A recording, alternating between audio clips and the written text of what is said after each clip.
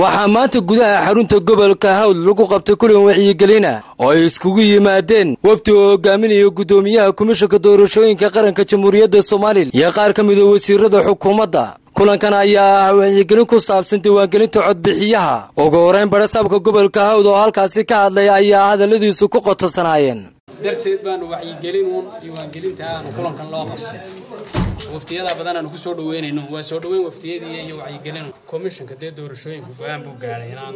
campaign jirin iyo olole ay imika diiwaangelin u tahay annagana kole security-ga xilliga saaran yahay fariinta halkan ka diraya waxa weeye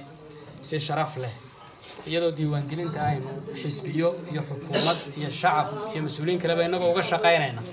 haddana inaynu waxayna ilaashano security-ga ammaankeena ilaashano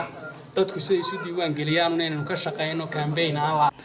dhanka kale waxaa halkaasi ka hadlay wasiirka wasaaradda qorsheynta qaranka Soomaaliland Cali Shombe oo hogaaminaya wasiirada ka socda xukuumadda ayaa tibaaxay doorka ay ka qaadanayaan xukuumad ahaan diiwaangelinta codbixiyaha ee ka socota gobolka Hawd. aniga oo ka wakiila wasiirada xukuumadda ku jira ee deegaanka reer Hawd waxaan halkan uga ballan qaadayaa oo aan u sheeganaa ummadda reer diiwaangelinta dadka la soo guray waxaan ugu deeqaynaa 8,000 oo litir oo shidaal ah.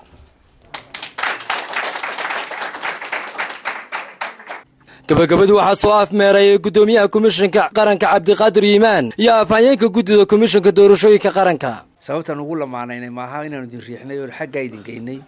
waxa weeyaan qalabkan ku shaqeynayno nagu filnaan waayay idinkana waxaan idinka rajaynaynaa inaad isdiiwaan gelisaan waxa weeyaan waa marba idin soo maraysa marka hadday idin soo martay wixii ka dambeeya waa xidhantay marka nuugu celiyo loo kordhiyo ma jirto reer Beligubadle. diiwaangelinta codbixiyaha ayaa maalintii shalay ahayd ka furantay gudaha magaalada Beligubadle iyo deegaamada ku teedsan. haddaba waxaa laga dareemayaa magaala madaxda gobolka Hawd hadal hayn ku aadan xilligii la furi lahaa xuduudda u dhaxaysa labada dal ee dalka Itoobiya iyo dalka Jamhuuriyadda Soomaaliland. Cabdiraxmaan Samriye TV-ga caalamiga Home Cable TV xarunta gobolka Hawd ee Beligubadle.